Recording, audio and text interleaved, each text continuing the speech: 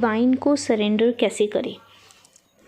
सबसे पहले आप क्या कर सकते हो, आपको ना फेथ होना चाहिए। जब हमें किसी चीज़ में पूरा विश्वास होता है तभी हम उस चीज़ को लेके ऐसे कर सकते हैं, जो होगा अगर इनकी मर्ज़ी से होगा तो मेरी लाइफ में कुछ भी बुरा नहीं हो सकता।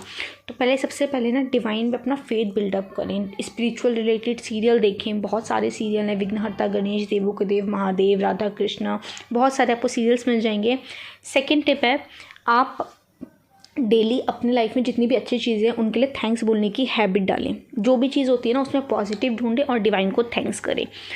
थर्ड है ना, ऐसी भक्त रिलेटेड स्टोरी डेली बेसिस पे पढ़ सकते हैं, जैसे कि मीराबाई हो गई। बहुत सारे भक्त हुए हैं जिन्होंने अपने भगवान पे इतना विश्वास रखा है कि आप जब उनका विश्वास देखोगे ना तो आप लोगों मेरा विश्वास तो बहुत ही ज़्यादा छोटा है, क्या मैं इनके काबिल भी हूँ। तो उससे आपका फेथ बहुत बिल्ड हो सकता है।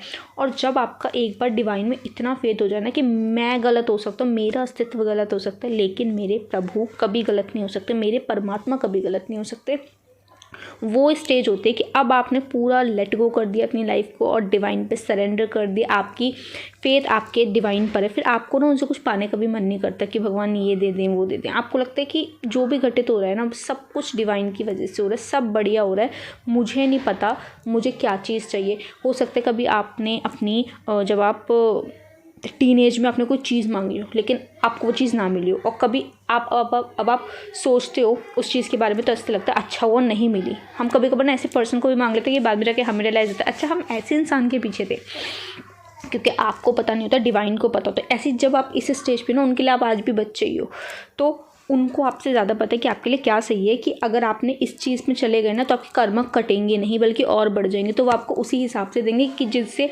उनका बच्चा जल्दी से जल्दी अपने कर्म बंधन से मुक्त होकर उनके पास हमेशा अपने परमानेंट घर में रह सके।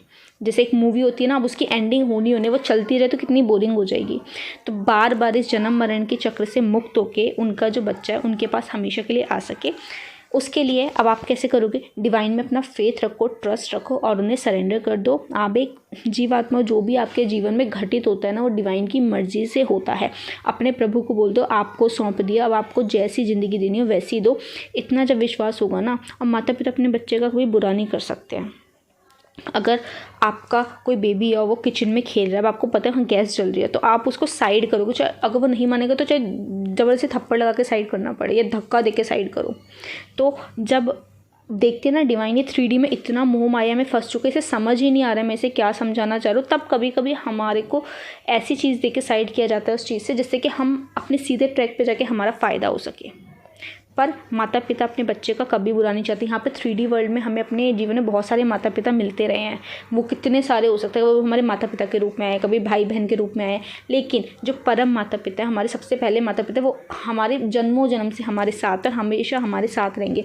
इस दुनिया में कोई भी हमसे बात करना छोड़ सकता है, आप 24 घंटे किसी से बात नहीं करते हो, है ना, पर एक डिवाइन है जो उस जन्म से लेकर जब से आपका जन्म हुआ अब तक आपके साथ और आगे भी अनंत तक आपके साथ रहेंगे।